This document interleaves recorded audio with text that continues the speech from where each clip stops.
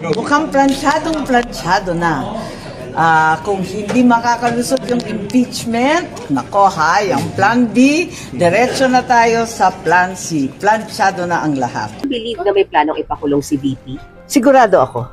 Ang totoo, in-expect ko na kasi patungo na ron yung sobrang bilis na pag-dismiss ng iba't ibang kaso sa ombudsman, yung last-minute clearance ni Attorney Laugan, ganon din yung sudden inclusion ni Secretary Remulla, talagang binabaliktad na yung sarili nilang mga patakaran, hindi na sinusunod yung batas at talagang wala nang rule of law dito sa ating bansa.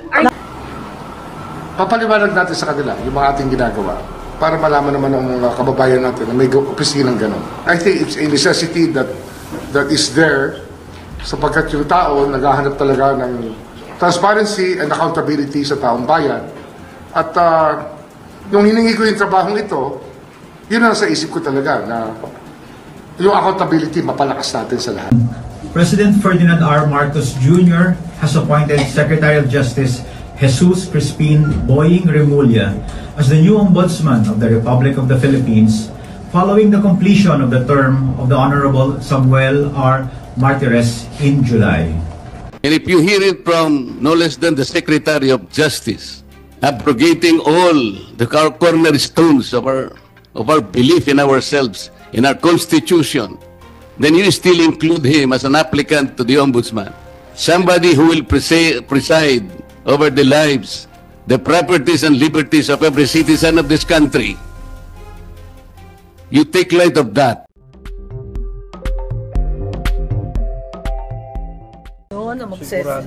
Palagay ko. Bakit po nyo nasabi? Kasi nag-tumbling ang ombudsman, si Ombudsman Vargas, nag-tumbling para i-dismiss yung mga kaso. Wala sa loob ng timeline, dismiss kaagad, lahat baseless.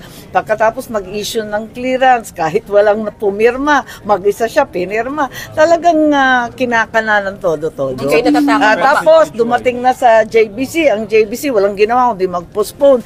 Mismo si Justice Mendoza, ang sabi, talagang kahit dalawa ang disbarment, may sworn opposition. Noong 2012, maalala niyo si Congresswoman De Lima, talagang tinanggal, outright disqualification dahil may disbarment case. Ngayon, baseless lahat yan. Walang timbang. Ano ba namang kalokohan? So baka mapakulong si VP at saka kayo, talagang pinagpipilitan. Bakit po? Hindi ko alam. May utos siguro, may pakay. Palabas lang yung list na nilabas po, MM kasi, parang MM lang yung nilabas na list. Parang, ewan ko, di ko alam. Basta nakakatuwa lang kasi nakikita ko na may dalawang kandidato na talagang hindi sinundan yung mga regulasyon, Biglang last minute, nakaproduce kahit may disbarment case, kahit may ombudsman cases. Saan ka naman nakarinig ng ganun? First time naman yan. Ang JBC, tinitingala natin, kinagalang ng maigi. Ba't nagkaganito? Nakakalungkot lang. You still believe na may planong ipakulong si VP? Sigurado ako. Yung ombudsman daw kasi parang bantay. Do you agree with that? Yes, huling bantay. Siya na talaga ang inaasahan para sa ating tunay na public service. Ang tunay na bantay dyan ay yung ombudsman, pati yung mga flood control na yan. Iuuwi yan sa ombudsman. Bakit maglalagay ng kaduda-dudang personalidad na, klaro naman, politiko naman yan. Hindi naman yan na maaring maging, anong sinabi, recognized probity and independent. Sumunod naman tayo sa batas for a change. Gagawin pa ng ibang refinement para mas mabilis ang proseso. Sir, isa din po sa dadatnan nyo doon ay yung committee report po ng House on the confidential funds ni Vice President Sara Duterte. Marahil, nandiyan na yan Actually, nandiyan na naman sa ombudsman ang mga report na yan. At bubuklatin natin. Pag-aaralan at tatanungin natin yung mga may hawak doon ngayon. Mga may hawak at yung may tungkulin na hawakan ng mga kasong yun bago tayo dumating. Kailan po kayo mag-integrar at meron pa ako mga inaayos dito. Kakausapin ko na yung mga tao doon. Pero officially, malamang Friday. Officially. Sino po naman kaya Pero manunumpa na ako by Thursday. Iyon ang balak. Sino po kaya ang magiging acting secretary ng DOJ? Napagkasunduan na kanina nung ako'y nasa Malacanang, nakausap ko ng Presidente, Undersecretary Vida will step in as officer in charge or acting secretary. Sir, you spoke to the President. Ano po, sir, yung mga instructions na binigay po niya sa inyo? Sabi niya, yung accountability of public officers, pangalagaan mo talaga. At hinahanap ng taong bayan yan. At ako naman siyempre, yun naman ang hinahanap ng trabaho. Yun ang aking hiningin trabaho sa kanya. Kaya nagkasundo naman kami dyan sa bagay na yan. At maraming pang iba na kinakailangang gampanan para mapabuti natin ang takbo ng ating bansa. Sir, nung nag-a-apply pa lang po kayo bilang ombudsman, marami na pong mga kritiko, yung nagsasalita. Senator Amy po masisiling na pag kayo raw po ay naupo, asahan na raw po ang mga kaso laban daw po sa mga Duterte at sa mga alyado nito. Alam nyo, nung naging DOJ Secretary ako, ang unang-una kong tinanggal, weaponization ng batas. And it will not be weaponized. Sisiguraduhin ko sa lahat yan. Wala itong sisinuhin. Ang trabaho ng ombudsman para sa buong Pilipinas, hindi sa isang kampo ng politika. Kaya wala tayong sisinuhin dito. Sir, yung DOJ policy na evaluate muna ang kaso para to weed out yung mga nuisance cases, will you be adopting the same sa ombudsman po sa... Siyempre, dapat taasan na standard. Sabi ko nga, dapat mawala yung weaponization ng office.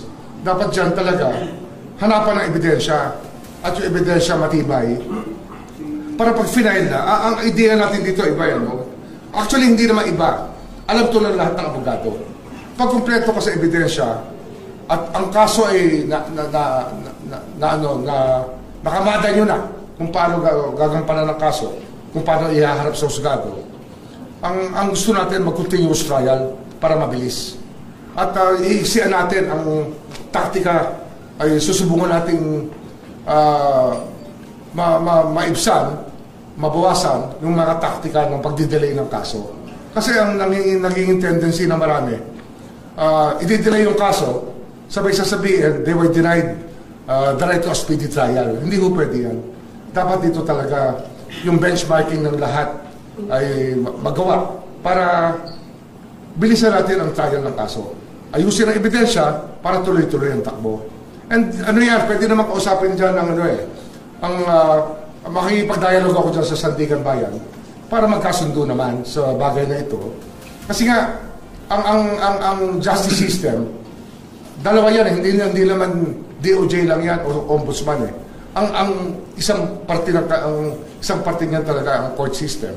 Kaya pag-uusapan namin yan para hindi na manaig ang mga taktika para humaba ang mga kaso. Marami po kayong unfinished task na iwanan sa DOJ. Tiwala naman tayo na nasimulan na natin ang dapat magampanan ng DOJ. Nandun na tayo sa direksyon na yan. Kaya hindi ako natatakot na iwan ang DOJ na nandun pa yung mga trabahong kailangan gampanan.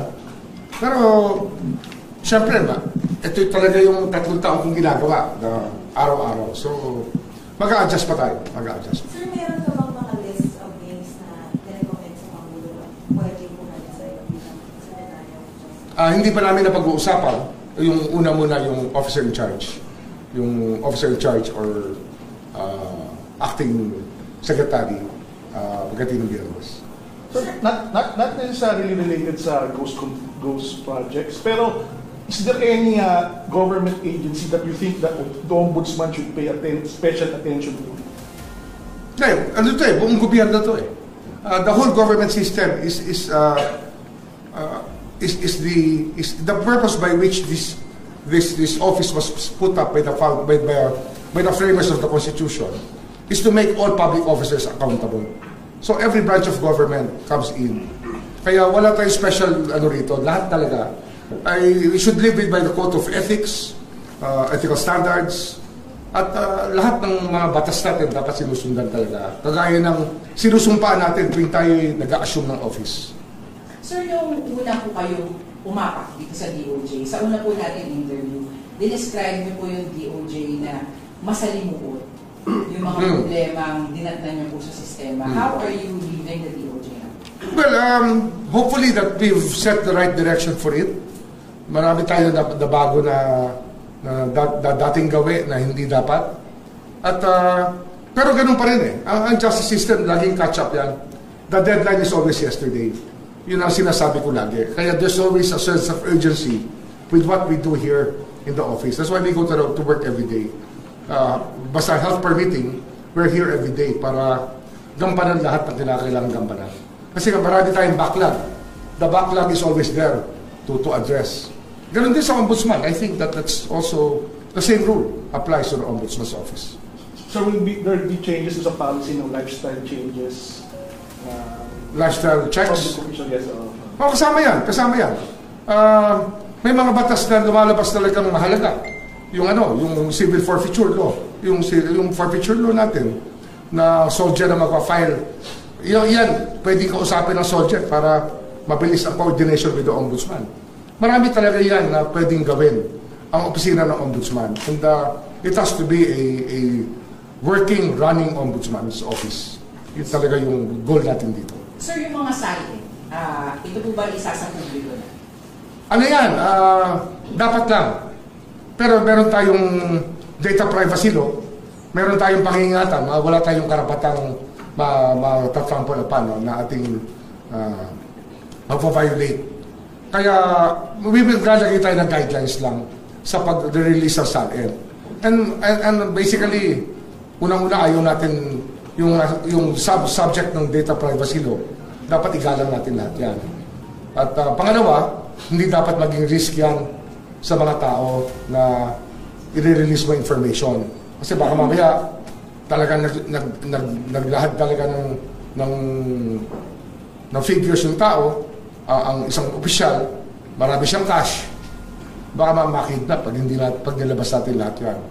At siguro isa pang bagay na dapat tingnan natin, yung sharing ng information. Ano ba purpose?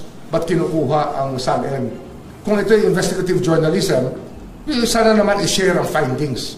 Exactly all the findings should be shared with the Office of the Ombudsman also. Para naman, not left in a lurch, not left in a void ang Office of the Ombudsman. Makinabang din naman. Sa pag-release ng information, we get information back also. Sir, you mentioned din po doon sa JBC noon and yung interview niyo po sa media na gusto niyo makatuwang yung publiko sa paniniguan. Crowdsourcing. Crowdsourcing of information. Malaking bagay yan. Gagawa tayo ng mechanism para makuha namin ang gustong ilahad ng publiko tungkol sa mga taong dapat imbestigahan ng Office of the Ombudsman. Automatic docketing for cases.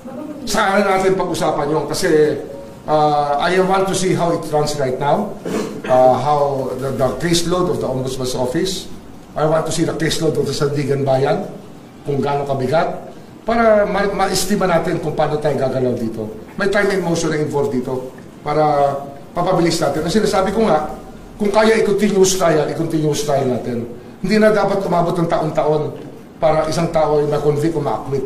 Dapat dito talagang talagang i-build up ang kaso para ready for trial lahat ng kasong ipa-file ng ombudsman sa Sandigan Bayan. So, bilang ombudsman po, baka may message po kayo sa mga tiwaling opisyal ng gobyerno? Hindi mo naman, ang message lang natin dyan, ay meron pong opisina ng ombudsman na nagbabantay sa pagganap natin sa ating tungkulin at kung tayo hindi tatalima sa batas, ay mayroon pong nagbabantay pa rin at pananagutin po ang hindi susunod sa batas. Okay? Sir, may bilin ka ba sa mga opisyal na iwan mo dito? Yung mga trabaho? Carry on. I think that we're in the right direction. So they should carry on the fight here. Fight for justice.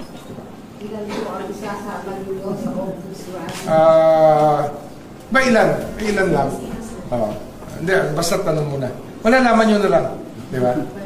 Sa media po ba, mag-i-invite ka kayo?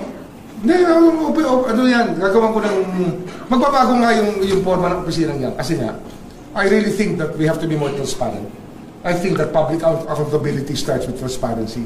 Para, hindi, we will make it different. Kailangan talaga baguhin na natin. Okay? Salamat. Una, Anong klaseng ombudsman ang kailangan natin, and what do you think of Justice Secretary Remulla? Ang kailangan ng ombudsman ngayon, yung tunay na ombudsman as envisioned in the Constitution. Anong ibig sabihin? Proactive. Truly independent. Walang takot.